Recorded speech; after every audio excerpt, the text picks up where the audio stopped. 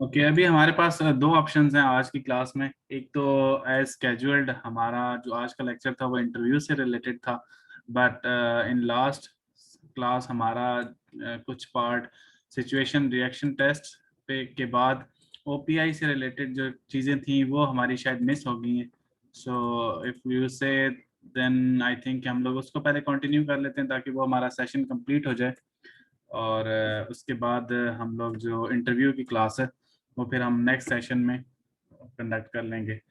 So first of all I will share some basics about that test कि test है क्या, SRT situation reaction test, और फिर हम उसकी कोई उसके अंदर जो मज़ीद उससे रिलेटेड कोई इस बिट्स एंड पीसेस हैं उसको डिस्कस करेंगे, और उसके डिटेल में जाने की कोशिश करेंगे, और एट द एंड हम उसकी असेसमेंट करेंगे। अगर आपने अपना टाइम टेबल देखा हो तो ये हमारी SRT और OPI की सेकंड क्लास है। जो हमारा स्केड्यूल है उसके मुताबिक हम हर पहली क्लास में सिर्फ इंट्रोडक्टरी सेशन करते हैं जिसमें हम गाइडेंस प्रोवाइड करते हैं उस टेस्ट से रिलेटेड, और हमारा जो सेकंड सेशन होता है उसके अंदर हम लाइव टेस्ट और हम लोग असेसमेंट की तरफ जाते हैं। So in the same way this is second class, but जो स्टूडेंट न्यू हैं, जिस तरह मैं भी कुछ नेम न्यू देख रहा हूँ हमारे साथ हैं, वो बिल्कुल भी वरीड होने की उनको ज़रूरत नहीं है, बिकॉज इसमें मैं आपको थोड़ा सा ओवरव्यू ज़रूर दे दूंगा टेस्ट से रिलेटेड, बट जैसे ही ये सेशंस कंप्लीट होंगे तो सारे सेशन दोबारा रिपीट होते हैं। सो आप लोगों को प्रॉपर दोबारा चांस मिलेगा उसका इंट्रोडक्टरी सेशन लेने का, और उसमें दोबारा इसी तरह बाकियों की तरह जिस तरह बाकी जीरो से अपने सेशंस ले रहे थे और लर्निंग कर रहे थे, सेम इसी तरह आप लोगों की बेसिक्स डेवलप होंगी और उस तरह उसी के साथ आप लोगों की प्रिपरेशन होगी। So don't worry about that. So let's move on to our main test, that is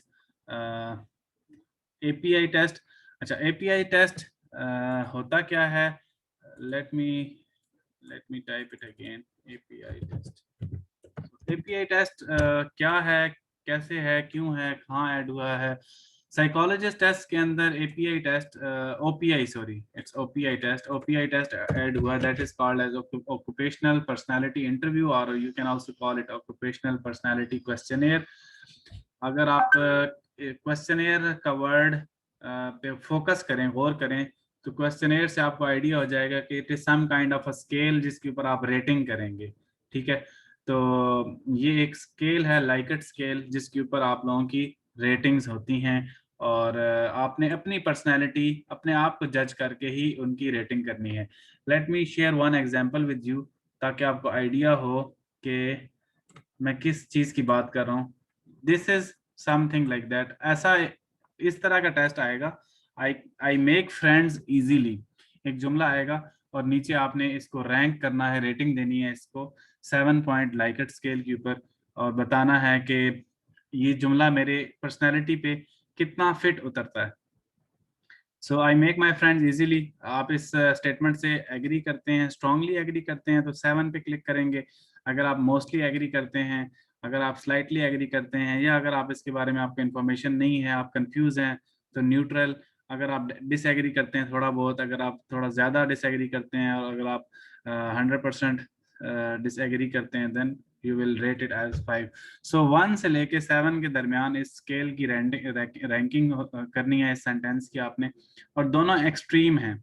extreme से मुराद ये है कि लेफ्ट एंड राइट एक्सट्रीम, एक लेफ्ट पे डिसएग्री का स्केल है और दूसरे एंड पे आपका एग्री का स्केल है। Just give me 1 minute, wait, just give me 1 minute.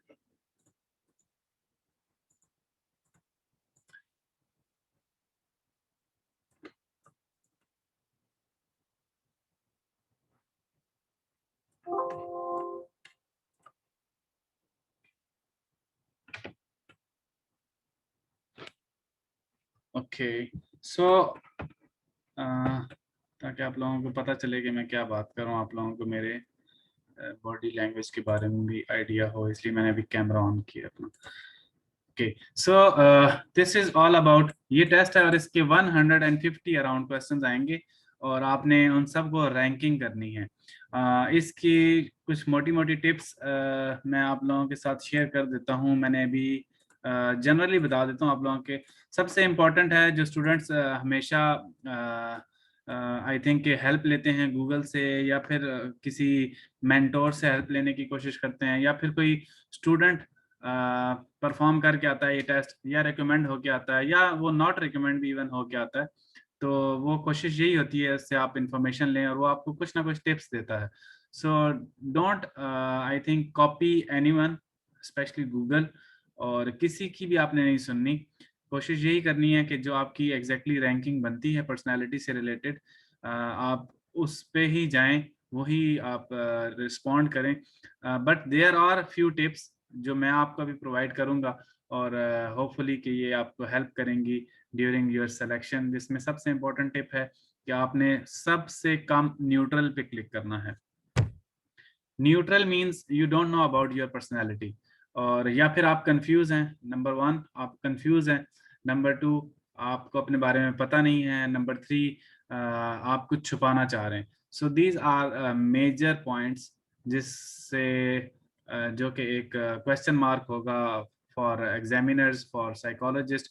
वो इसको दोबारा इसके ऊपर फोकस करेगा और ढूंढेगा कि why this person click neutral, is he something, is he trying to hide something, ये कुछ छुपाने की कोशिश कर रहा है, या फिर ये चीज़ों को घुमा रहा है, या फिर इसको अपने बारे में नॉलेज ही नहीं है, या फिर ये कंफ्यूज पर्सनालिटी है। So because statements are very easy. आप देखें ना, अगर आपसे एक स्टेटमेंट आपको बताई जाए, आई make my friends easily, I make friends easily, तो ये स्टेटमेंट को इतनी मुश्किल तो नहीं है कि आप इसको न्यूट्रल रिस्पॉन्स कर सकें। सो मोस्टली स्टेटमेंट्स इसी तरह की आएंगी और इसके ऊपर आपने रिस्पॉन्ड करना है साइकोलॉजिस्ट को के टेस्ट के ऊपर और रैंकिंग करनी है। देन लास्ट सेशन के अंदर हमारे कुछ क्वेश्चंस थे, उसमें से एक इम्पॉर्टेंट क्वेश्चन था कि आपको गाइड किया गया था किसी को कि आपने कोशिश करनी है कि एक्सट्रीम पे ना जाएं, लाइक 1 और 7 पे ना जाएं, आप सेकंड या सिक्स्थ ऑप्शन पे रहें, मोस्टली एग्री या मोस्टली डिसएग्री, या फिर स्लाइटली एग्री या slightly disagree. According to my experience और माय नॉलेज, मेरा अपना जो पॉइंट ऑफ व्यू है, मेरा जो अपना एक्सपीरियंस है, वो यही कहता है कि this is the wrong answer. कि अगर आपको कोई कहता है कि आप अपने आप को सेफ साइड पे रखें, मोस्टली एग्री और मोस्टली डिसएग्री इन स्केल्स के दरमियान रखें, तो साइकोलॉजिस्ट इतना ज़रूर आई थिंक एक्सपर्ट होता है कि उसको पता चल जाता है कि he is trying to save himself, और ये एक्सट्रीम पे नहीं जाना चाह रहा, ये अपने आप को छुपा रहा है, या अपने आप को कोशिश कर रहा है कि न्यूट्रल रखने की, ताकि ये ज़्यादा एक्सट्रीमिस्ट ना शो हो, और ये पॉजिटिव बनने की कोशिश कर रहा है। So this is the thing के जो एक आपके लिए प्रॉब्लम क्रिएट हो सकती है। So we have already discussed one example, just like there was an example के जिसमें था कि मैं अपने दोस्तों को चीट कर सकता हूँ। सो चीट का वर्ड था, वी ऑलरेडी शेयर्ड देयर के यहाँ पे अगर ऐसा क्वेश्चन आए कि जिसमें आप लिखें कि मैं कभी कभी अपने दोस्तों को चीट कर लेता हूँ, तो आप इस स्टेटमेंट से एग्री करते हैं या डिसएग्री करते हैं। So in that case there should be only one answer, that is number 1, strongly disagree. Because अगर आपके अंदर चीटिंग पाई जाती है, या अगर आपके अंदर झूठ पाया जाता है, या अगर आपके अंदर कोई फ्रॉड टाइप की एक्टिविटी है आपके माइंड के अंदर कहीं कोने में, एक माइनर भी हो बेशक, देखें स्ट्रांगली एग्री और स्ट्रांगली डिसएग्री, मोस्टली डिसएग्री और स्ट्रांगली डिसएग्री, ऑलमोस्ट इनके दरमियान माइनर सा डिफरेंस है।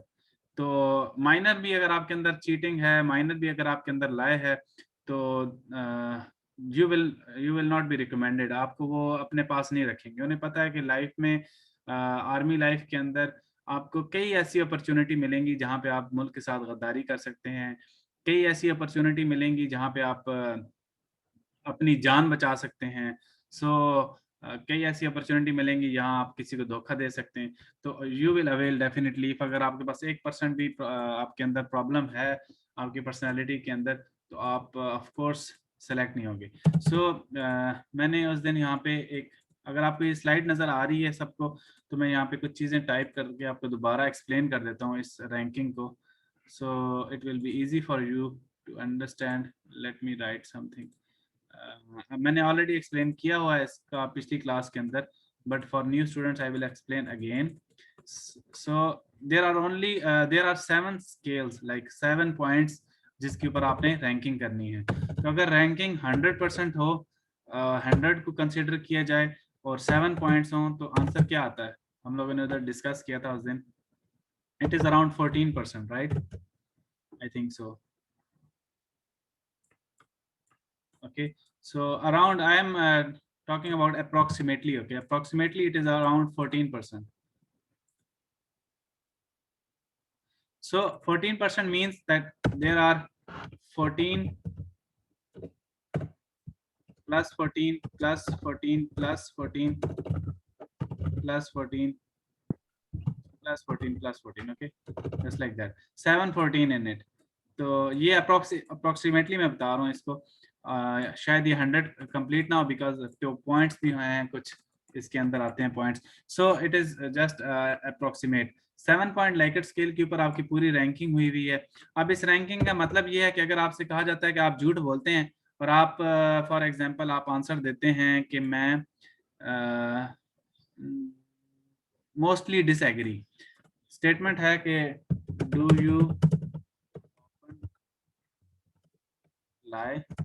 अब ये स्टेटमेंट है और इसके ऊपर आपसे क्वेश्चन किया जा रहा है और आपको कहा जा रहा है कि आप इसकी रैंकिंग करें. सो अगर आप फॉर एग्जांपल आंसर देते हैं इसके ऊपर